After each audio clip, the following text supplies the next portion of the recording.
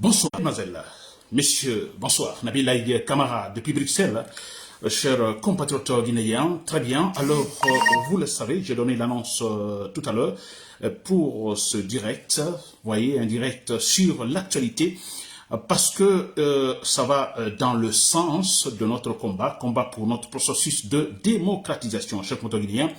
Alors j'espère que vous êtes là, que la connexion est sûrement bonne, le volume également. Chers compteurs guinéens, n'est-ce pas? Alors j'attends en fait le signal. Est-ce que vous m'entendez? Est-ce que vous me voyez? La connexion est-elle bonne, chers compteurs guinéens? Très bien, je pense que oui. Voilà, chers compteurs guinéens, je disais alors le thème de mon, disons, direct ce soir. Alors c'est très clair, sabotons par des actes de feu, s'il vous plaît. C'est très efficace. Voilà, c'est le titre de mon direct ce soir. Alors, vous le savez depuis quelques temps déjà. Alors, je parle beaucoup de cette forme de combat.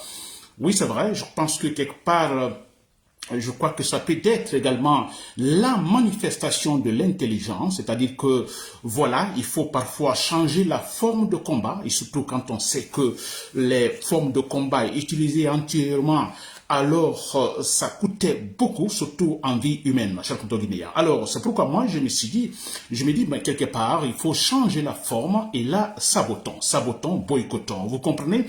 Et surtout, c'est très efficace, c'est vrai, ça a été prouvé dans beaucoup de pays, même ici en Europe, disons, l'Europe, quand elle se cherchait également a effectivement concrétisé son processus démocratique.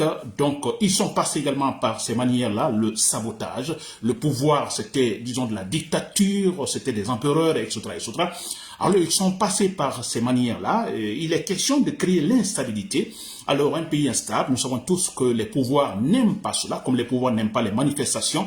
Alors, c'est la même chose, c'est-à-dire quand il y a la tension par-ci, par-là, alors le pouvoir tremble, chers compatriotes guinéens, parce que, très clairement, d'autres militaires peuvent en profiter pour dire, écoutez, ça va, vous êtes incapables, nous allons essayer donc d'agir et d'écouter la population et d'écouter le peuple. N'est-ce pas? C'est très important, chers compatriotes guinéens. Et surtout, il y a une certaine singularité en agissant par des actes de sabotage, vous comprenez? Alors, tout le monde peut le faire. Tout le monde peut le faire. Vous êtes dans votre maison, dans votre chambre. Alors, bon, voilà, vous faites quelque chose, vous dites, bon, voilà, je vais agir. N'est-ce pas? Vous pouvez le faire. Donc, voilà, c'est une façon singulière. Donc, de façon sporadique, c'est des actes, disons, sporadiques, pas militarisés, pas avec des armes, bon, voilà, avec des cocktails monotones, vous savez. Alors, vous avez un briquet, vous comprenez, vous cherchez une petite bouteille ou une boîte, une canette, donc vous mettez de l'essence, vous l'utilisez, vous comprenez, je dis bien, il n'y a pas de limite, il n'y a pas de date, on ne dit pas, bon, tel jour on va, non, c'est tous les jours on peut le faire, matin comme la nuit, surtout la nuit c'est important parce qu'il est question d'agir clandestinement, chers compatriotes guinéens. C'est très efficace, je me rappelle des actes de sabotage ou autres, je me rappelle à l'université de Cancan, alors je ne le dis pas toujours, vous comprenez, à Cancan, alors il y avait donc cette haine, cette colère qu'on avait contre, disons, le recteur de l'université de Cancan, pour ceux-là qui se rappellent, vous comprenez, c'était Sékou Konaté, qui était recteur de l'université, mais qui, écoutez, faisait de la politique, était sous donc les commandes de Lansana Conté, n'est-ce pas? Il ne faisait rien dans le cadre, disons, concernant les programmes d'études et ainsi de suite. Alors, on était très fâchés, il était plutôt politique que, voilà, un recteur qui est là pour travailler pour, en fait, les étudiants ou pour l'université. Alors, qu'est-ce que je faisais? Je suis dans, disons, dans ma cabine, hein, dans le dortoir. Alors, j'ai cherché des moyens. Alors, c'était pas l'époque de l'Internet, non. Malheureusement, c'était pas l'époque de l'Internet. Mais qu'est-ce que je faisais? Je prenais des petits bouts de papier. Alors, je faisais des tracts. J'écrivais des tracts et je partais dans les toilettes publiques. Alors, j'affichais par-ci, par-là. C'était une façon, parce que je sais peut-être que c'était pas efficace, et ainsi de suite, mais c'était une façon pour moi de me vider de la colère qui était en moi. Donc, j'écrivais des tracts, disons, des qualificatifs négatifs à l'égard du recteur Sékou Konaté. Très bien, cher compteur guinéen, ça c'est entre parenthèses. Alors, je dis bien, la manière, cette forme de combat, elle est singulière, vous comprenez, il n'y a pas à dire, bon écoutez, non, vous pouvez agir, disons, seul, individuellement.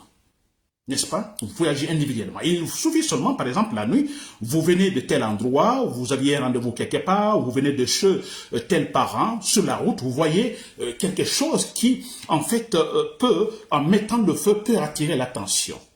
N'est-ce pas? Du pouvoir. N'est-ce pas? Et puis vous mettez du feu, vous mettez de l'essence et vous mettez du feu, et vous dégagez.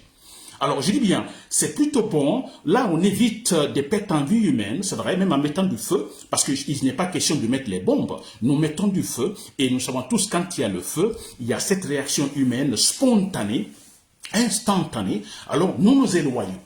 N'est-ce pas? Donc, le risque de vie, de perte en vie humaine, donc, est presque nul. Vous comprenez? Mais il est question d'attirer, disons, l'attention, disons, de la communauté du pouvoir, vous comprenez, de la communauté internationale également. Et là, cette attention par-ci, par-là, et il est question de faire trembler le pouvoir. Et puis voilà, et c'est dans ça, je vous le dis, dans ça, vous verrez combien de fois c'est efficace, parce que ça pourrait, en fait, pousser à des démissions, ça pourrait pousser à, disons, accélérer, disons, le travail des forces patronnes de l'armée qui se préparent pour, en fait, éliminer Mamadi Doumbouya. N'est-ce pas, cher compteur guinéen? Très bien. Alors, vous m'avez compris. Alors, je parle des actes de sabotage. Voilà, nous utilisons le feu. N'est-ce pas? Il est question de créer des foyers, disons, de feu, d'incendie, par-ci, par-là. N'est-ce pas? Alors, d'un premier moment, il est question de viser les biens de ces bourreaux au pouvoir, n'est-ce pas? Ils sont nombreux, tous ces ministres, tous ces gens, tous ces escrocs, tous ces complices du pouvoir, tous ces gens, vous comprenez, nous savons où, en fait, ils ont leurs biens. Ils ont construit des maisons par-ci, par-là, ils garent leurs voitures par-ci, par-là, ils ont des magasins ou des boutiques par-ci, par-là. Vous comprenez, nous pouvons agir ainsi, s'il vous plaît. Je dis bien individuellement, il n'est pas question de préparer, en fait, un coup ou un groupe, ça serait pour en discuter. Non, agissez individuellement et surtout, notamment, s'il vous plaît. S'il vous plaît, c'est très efficace. Alors, j'opte pour cette méthode parce que, comme je le dis, écoutez, ça va, c'est assez, les morts en vie humaine, on a affaire aux sauvages. Mamadi Doumbouya, c'est le plus grand sauvage que la Guinée a connu au pouvoir. C'est un sauvage. Je dirais, il est pire que Sékou Touré, vous le verrez. Pire. Un monsieur qui est capable d'aller au cimetière. Je vous assure, Sékou Touré ne l'aurait pas fait. Mamadi Doumbouya va au cimetière. Il tire des leçons de ce qui s'est passé au temps de Alpha Condé. Des gens qui ont été tués. Beaucoup de gens sont morts. Et Mamadi Doumbouya vient au cimetière. Je dis bien au cimetière. Donc, il est devant les morts au cimetière. Il dit désormais, aucun citoyen guinéen ne mourra pour la politique. Avez-vous vu un président guinéen le faire en Guinée? Jamais. Il l'a fait. Donc c'est une particularité extraordinaire. Il l'a fait. Il est parti au cimetière. Mais après cela, je dis bien quelques jours après, cet homme a continué à tuer. Les Guinéens ont continué à mourir pour la politique et bêtement pour des futilités. Vous voyez ça? Alors, vous imaginez, on va continuer avec notre méthode, comme nous l'utilisons après. Je ne suis pas contre, hein, mais je me dis, acceptons de ne plus mourir pour la politique, nous, de notre côté, en utilisant d'autres formes de combat. Je dis bien d'autres formes de combat, en mettant le feu par-ci, par-là. Franchement, ce n'est pas compliqué. Personne ne vous voit, cher compteur guinéen, personne ne vous voit. Je vois M. Silla qui vient de son rendez-vous, vous comprenez. La nuit, il est 22h ou 23h. M. Silla qui doit se rendre chez lui. Alors, bon voilà, ou M. Camara, il se rend chez lui. Alors, tout de suite, c'est un engagé, c'est un monsieur qui, effectivement, a la conclusion dans la tête, il se bat pour un processus démocratique, il y croit, n'est-ce pas? Alors, tout de suite, j'ai dit, bon, écoutez, je vais faire quelque chose pour également affaiblir Mamadi Doumbouya, n'est-ce pas? Un briquet, s'il vous plaît, ou des allumettes, n'est-ce pas? Vous pouvez, alors, pour vite accélérer, alors, le fait, vous pouvez chercher, en fait, quelques litres, disons, d'essence, quelque part là, ou, bon, voilà, vous mettez le feu quelque part, s'il vous plaît, faites-le, par-ci, par-là. Des véhicules administratifs, ce sont des camions qui sont garés par-ci, par-là, vous pouvez le faire. Vous pouvez le faire, s'il vous plaît. n'est-ce pas? Nous pouvons le faire, et là, je vous le dis, c'est très efficace. Très efficace. Alors, n'évitez ainsi, parce que en se mettant devant les militaires, vous savez déjà, alors je dis bien, ce sont des sauvages et ils n'hésiteront pas à tuer, ils vont tuer, ils vont tuer. Le but, c'est quoi? Ils se disent, bon, en tuant 2, 3, 4 personnes, alors voilà, cela pourrait les décourager. S'il vous plaît, on a tous connu ça depuis toujours, hein, au temps de Lansana Conté, Alpha Condé, maintenant Mamadi Doumbouya. N'est-ce pas? Changeons de style, s'il vous plaît. Agissons ainsi, que tout le monde le fasse, que tous les leaders politiques, alors je ne dis pas qu'ils le fassent publiquement, alors donc clandestinement, quelque part, et vous les militants, vous m'écoutez, les membres de ces partis politiques, vous m'écoutez, vous êtes des engagés, tout le monde peut le faire. Ça, c'est très important. Vous n'avez pas besoin d'attendre, disons, le feu vert de tel ou autre. Non, agissez. Le feu, alors c'est gratuit. On peut en trouver partout, un briquet. N'est-ce pas? Et là, c'est très simple. Et là, encore, ça aura d'autres envergures de grande importance, c'est-à-dire, en fait, en ciblant les bâtiments, les maisons de ces voleurs, de ces criminels au pouvoir. Mais ça, c'est très clair. Surtout la nuit, s'il vous plaît. Empêchons, mettons pression sur ces bandits, qu'ils fuient la Guinée, qu'ils quittent la Guinée, parce que, bon, avec l'instabilité politique, disons, chronique, certains vont commencer à fuir. Ils vont commencer à fuir, je vous assure. Ça, si nous continuons avec cette méthode, en un mois, il y aura du feu. En un mois, du feu. Si ça continue, la pression sera telle que finalement, le feu vert sera donné aux forces patronales de l'armée d'agir cette fois-ci militairement et d'enlever Mamadi Doumbouya, même dans les forces spéciales. Vous avez vu comment Alpha Condé est tombé. Alors parce que Alpha Condé était totalement affaibli.